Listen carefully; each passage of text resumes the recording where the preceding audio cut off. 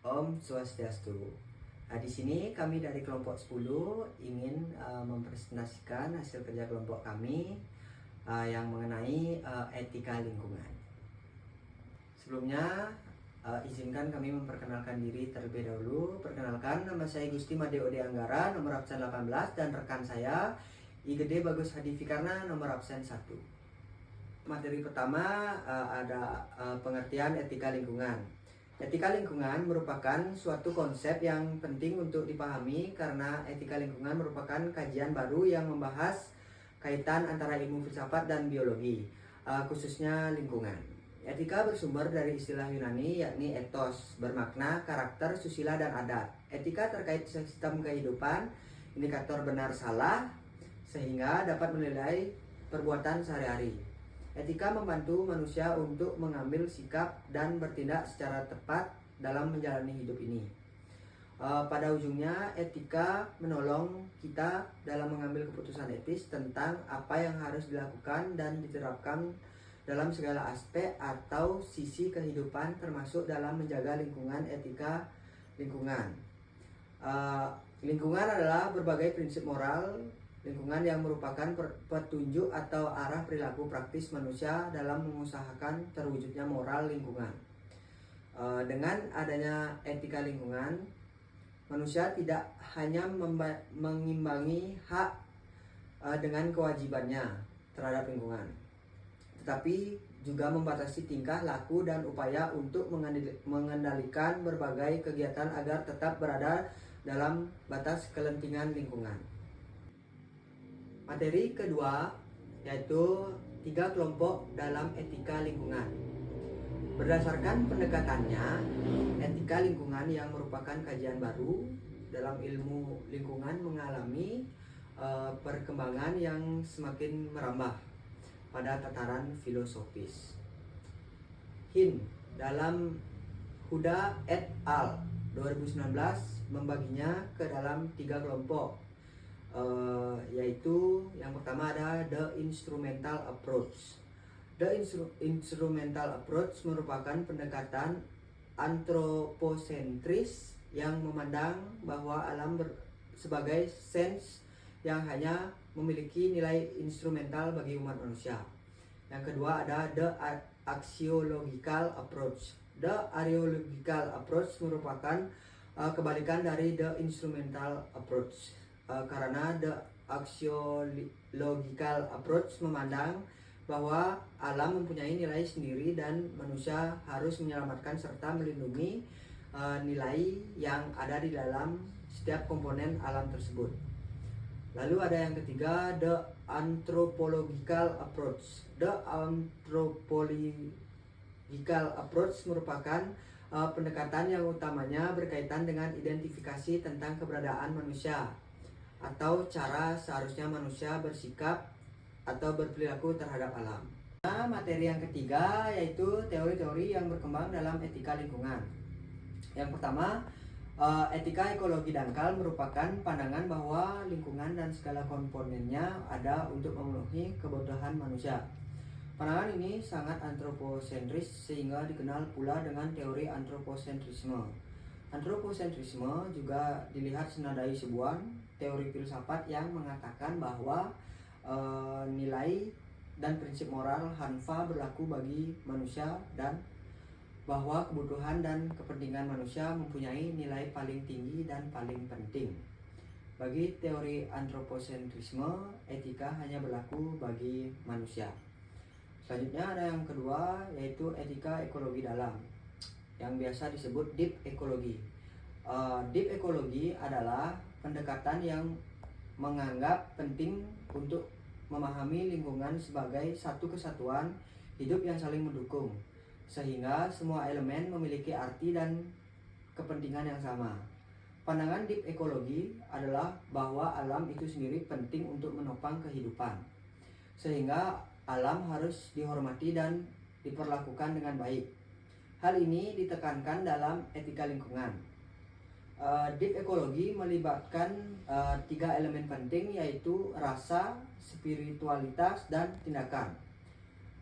Etika lingkungan atau ekologi dalam berusaha memberi sumbangan dengan beberapa norma yang ditawarkan untuk mengungkap dan mencegah terjadinya kerusakan lingkungan.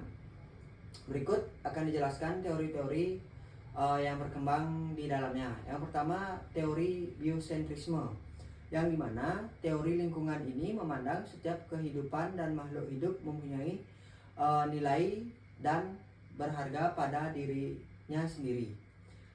Tidak hanya manusia yang mempunyai nilai, alam juga mempunyai nilai pada dirinya sendiri terlepas dari kepentingan manusia. Biosentrisme mempunyai 3 jenis, yaitu the life centered theory, yang dimana hidup sebagai pusat, versi Albert Schweitzer dan Paul Taylor. The land ethic atau etika bumi, versi Aldo Leopold serta equal treatment, perlakuan setara, versi Peter Singer dan James Russell. Yang kedua ada teori ekosentrisme. Ekosentrisme merupakan kelanjutan dari teori etika lingkungan biosentrisme. Teori ini sering disamakan begitu saja karena terdapat banyak kesamaan. Kesamaannya terletak pada penekanannya atas pendobrakan cara pandang antroposentrisme yang membatasi pemberlakuan etika hanya pada komunitas manusia. Yang ketiga ada teori teosentrisme, yang mana teori teosentrisme merupakan teori etika lingkungan yang lebih memperhatikan lingkungan secara keseluruhan, seperti hubungan antara manusia dengan lingkungan. Lalu ada yang keempat, ada teori ekofeminisme.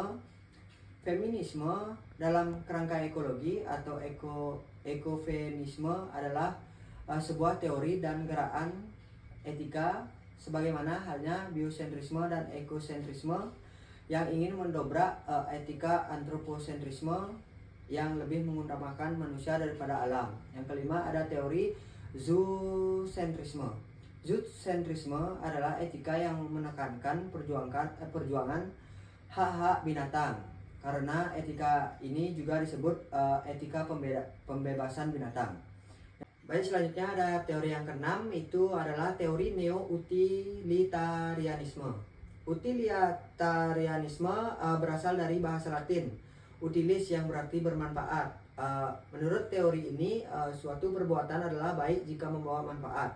Tapi manfaat itu harus menyangkut bukan saja 1-2 orang, melainkan masyarakat keseluruhan. Tindakan yang patut adalah yang memaksimalkan penggunaan atau kebahagiaan dan mengurangi penderitaan. Om Swastiastu, perkenalkan nama saya Dede Bagus Sarvikarna. Di sini saya akan menjelaskan prinsip-prinsip etika lingkungan. Prinsip-prinsip etika lingkungan dibagi menjadi 9. Yang pertama ada sikap hormat terhadap alam, yaitu alam berhak untuk dihormati karena manusia termasuk bagian dari alam.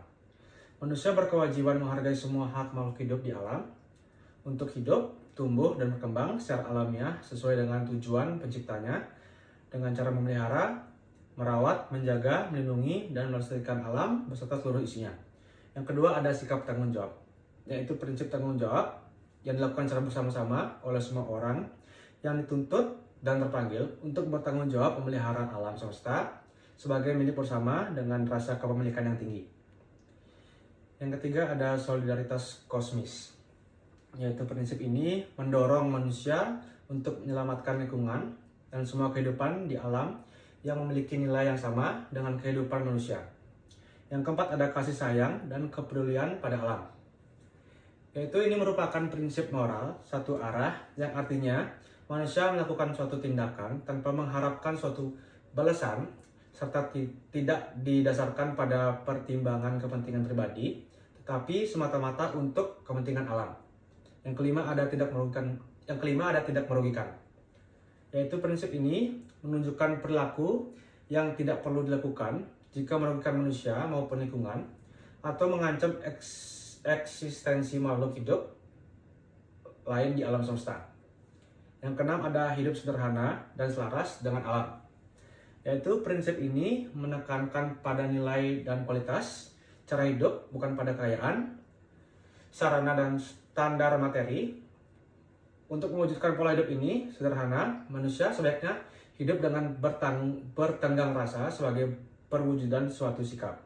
Yang ketujuh ada keadilan, yaitu prinsip keadilan terutama membahas tentang peluang dan akses yang sama bagi semua kelompok dan anggota masyarakat dalam ikut menentukan kebijakan pengelolaan sumber daya alam yang berdampak positif pada kelestarian lingkungan hidup serta dalam hal turut menikmati manfaatnya.